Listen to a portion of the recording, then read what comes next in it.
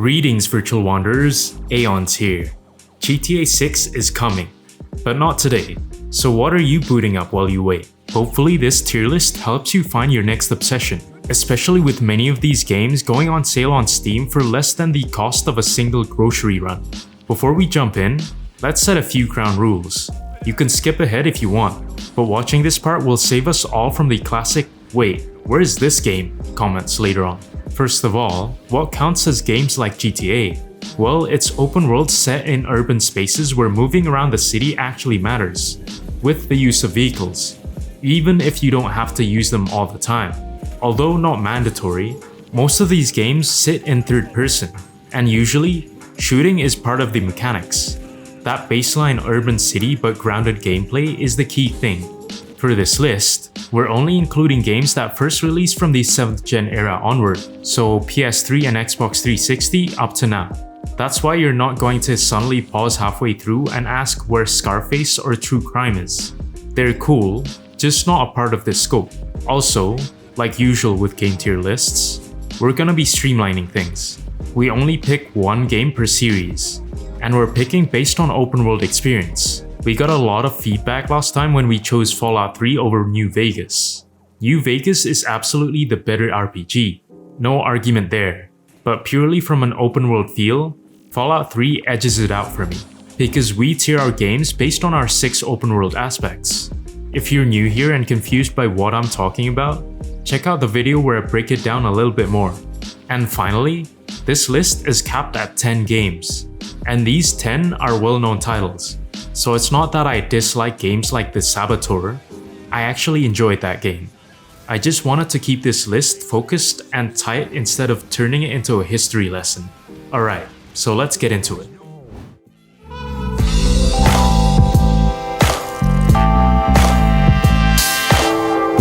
So with all that out of the way, yeah, we're obviously starting with GTA 5. There's no way around it. This is the benchmark for everything else on this list.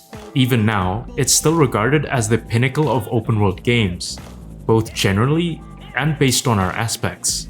GTA 5 created a world with countless mechanics that all intertwined with each other, making the world feel like it's really living, especially when everything's so polished as well. It's not surprising at all that this lands in the S tier for us at GameTyr, and every other game on this list is basically being measured against this experience.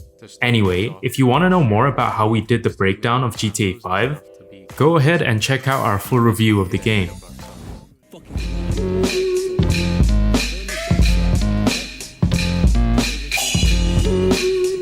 Coming off of GTA 5, the next one that always comes to mind for me is Sleeping Dogs, which some people might consider an underrated game, even when it's already quite well known. But knowing how good this game is, it deserves more popularity than it has right now.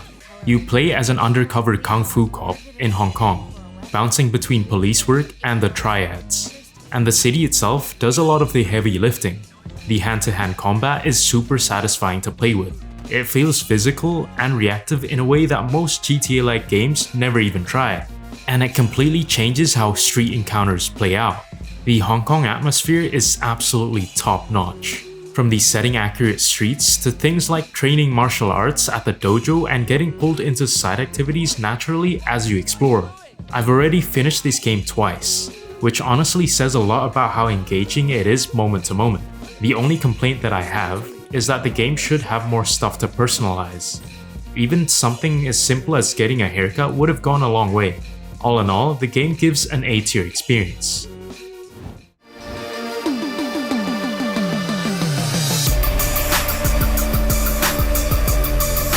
After Sleeping Dogs, there's no way we can make a GTA-like tier list without Saints Row.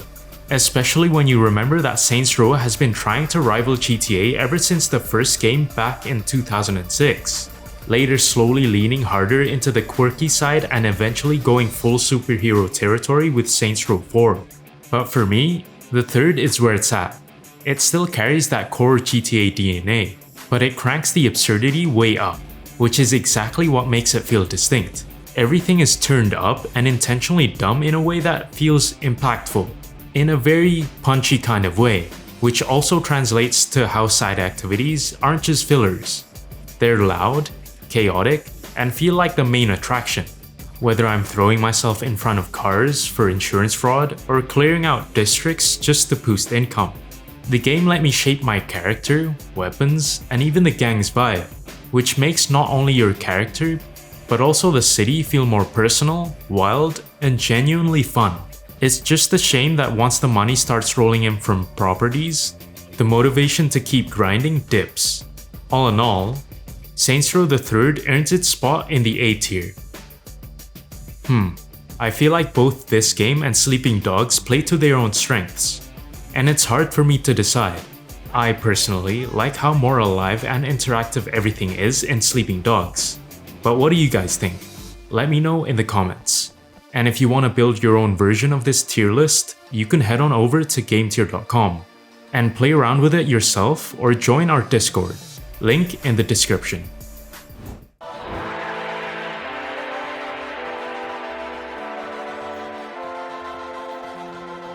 After the chaos of Saints Row, Watch Dogs 2 feels more like a grounded but still playful spin on the GTA formula. Being the new series on this list, you're playing as Marcus in a near-future San Francisco, rolling with DedSec and poking at a city run by tech and surveillance. What defines the experience for me is the hacking. Being able to mess with traffic, phones, cranes, and entire spaces turns basic jotting about and missions into little sessions where I'm constantly improvising. The city feels alive in a quieter way, with NPCs reacting to hacks and random situations unfolding without me forcing them. The big issue is progression. Since you unlock most of the coolest tools early and the skill tree caps out fast. While it doesn't fall too much into the usual Ubisoft slop of bloated checklists and filler content, the sense of growth still fades halfway through. I also wish there were more ways to personalize the experience. Overall though, as a modern GTA with hacking mechanics, it earns its B tier spot.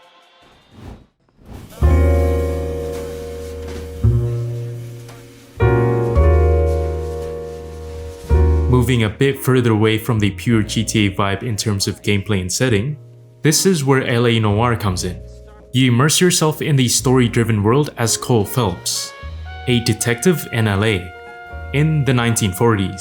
And instead of wreaking havoc like the previous games here, LA Noire is all about reading people and piecing things together, which revolves around the investigation system, reading facial cues during interrogations, and making judgment calls that actually feel tense in the moment. The city itself is fully open and surprisingly seamless to drive around, and it feels lived in, even if you can't really mess with it the way you can in other games here. The big drawback is that outside of street crimes, there's almost nothing pulling me off the main story. So once the cases lose momentum, the open world starts to feel like a backdrop with almost nothing to personalize your main character. As a detective-focused take on the GTA-like structure, it earns its C tier spot while doing something genuinely different.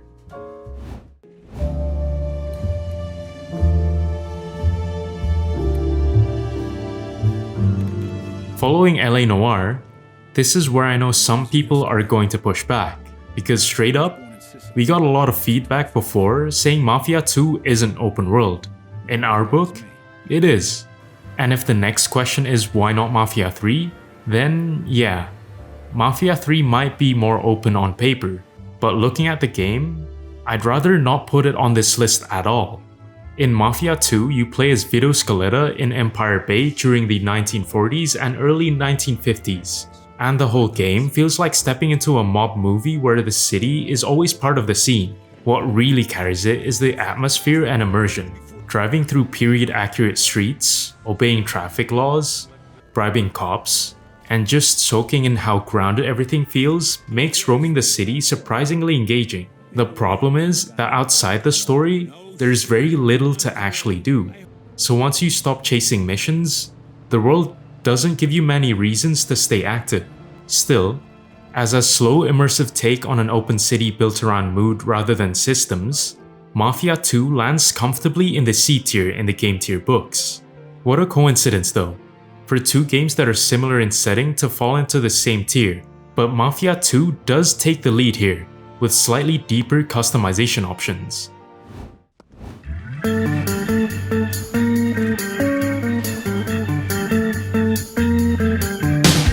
After Mafia 2, this one definitely needs a bit of an introduction, because it's probably the least popular game on this list. So far, we already have 3 games from the No More Heroes series, and while they aren't amazing open worlds, they're still worth mentioning in my opinion. Especially the first one right here. You play as Travis Touchdown in a stylized town, and instead of a crime simulator like GTA, the whole point is climbing the assassin rankings by taking out the top 10. What really stands out to me is how structured the progression feels. Doing weird part-time jobs to earn money, unlocking upgrades, and slowly becoming stronger gives the game a steady rhythm that keeps me playing. What's holding it back is the world itself, as NPCs feel lifeless, and Santa Destroy can feel empty. So immersion when you zoom around the city is non-existent. Not to mention, you almost have no options to personalize your character here. But anyway, as a GTA-like experience built more around combat and absurd assassin vibes, it lands in the C tier. Okay, this is where the comparison is tough. Based on our review aspects, it's on par with Mafia 2, but above LA Noire, knowing how limiting LA Noire is. Either way, the game definitely can't beat Mafia 2's immersion as an open world game, placing it in the middle of the C tier.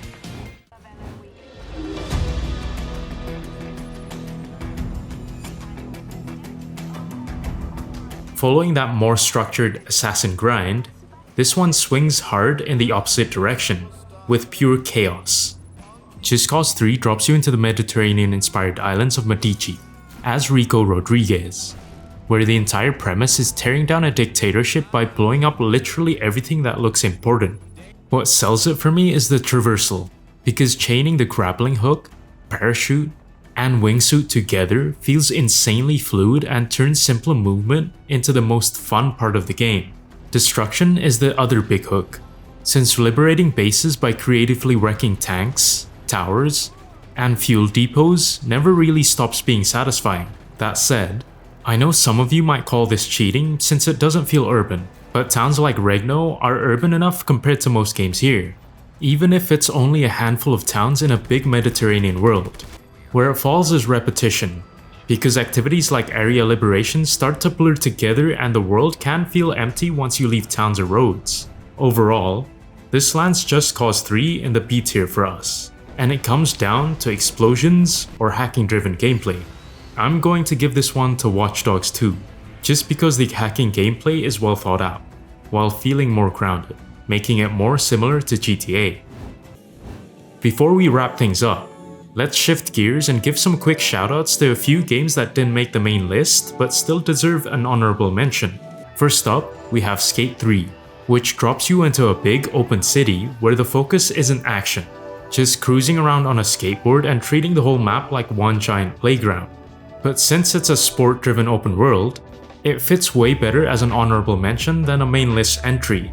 Moving on from that, LEGO City Undercover puts you in a bright, playful city where you play as an undercover cop running around solving crimes and unlocking new abilities across different districts. It's surprisingly fun and packed with things to do, but the very kid-focused humor and tone make it harder to recommend for most adult tastes, so it earns a spot here as an honorable mention instead. Next up, Crackdown drops you into a crime-ridden city where you play as a super-powered agent cleaning up gangs and chaos in a fully open urban world.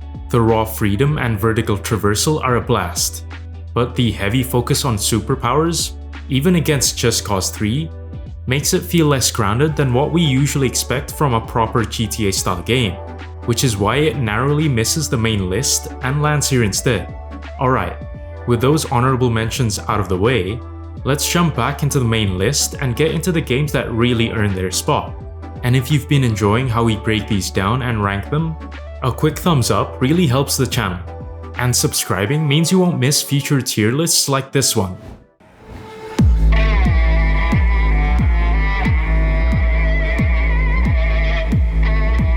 Moving forward, we're definitely pushing the boundaries a bit here, because Cyberpunk 2077 isn't grounded like Los Santos, but Night City can still classify as an urban playground, just a more futuristic one. You play as V, a merc for hire trying to survive and make a name in a futuristic metropolis where corporations run everything and chaos is just a part of daily life. And what's amazing about this game is how alive Night City feels, with dense crowds, distinct districts, and constant visual noise that makes just walking or driving around feel like an experience on its own. On top of that, the freedom in how you approach combat and missions, mixing guns, hacking, stealth, or brute force, makes every encounter feel like your own solution rather than a fixed script. That said, it's still less grounded than traditional GTA-style worlds, and some outskirt areas like Badlands can feel a bit empty, but the sheer scale and immersion of the city more than make up for it. Because of that, Cyberpunk comfortably lands in the S tier on our list. Well, Cyberpunk definitely did it, folks. They're neck and neck with the legendary GTA 5. It's funny cause this tier list is literally called the best open world games like GTA, so there's no way we're going to put this above GTA 5.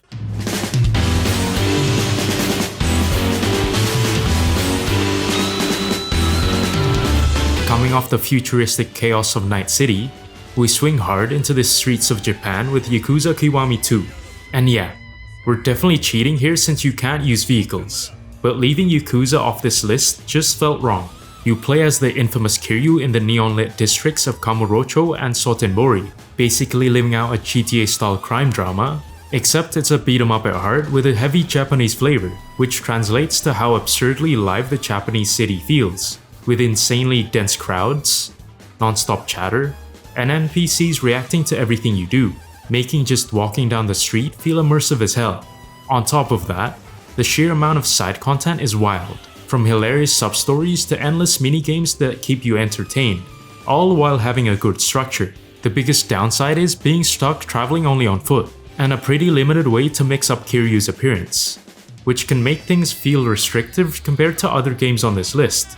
Still, the simulation of being a Yakuza earns Yakuza Kiwami 2 an A tier.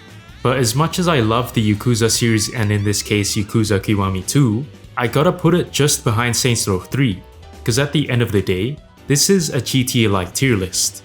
And Yakuza just feels a bit less GTA compared to Saints Row the 3rd and Sleeping Dogs. To wrap it all up, it really is no surprise that GTA 5 sits at the very top of this, since this is a GTA-like tier list after all. What genuinely surprised me though was Cyberpunk 2077 landing right behind it in the same S tier, giving us two games sharing that top bracket. Then you have the underdog Sleeping Dogs leading the A tier alongside two other strong entries, while B tier ends up with just two games this time around. Another big crowd also lands in the C tier, and it's worth noting that two of those, LA Noire and Mafia 2, are more story-driven open worlds. All things considered, the spread across tiers feels pretty balanced this time, and every game here earns its spot for a very different reason. So while you guys decide which GTA-like game on this tier list to play next, I'll probably be back in Hong Kong once again, throwing hands as a Kung Fu warrior in Sleeping Dogs for the third time. Okay, that's it for now, and until then, happy exploring.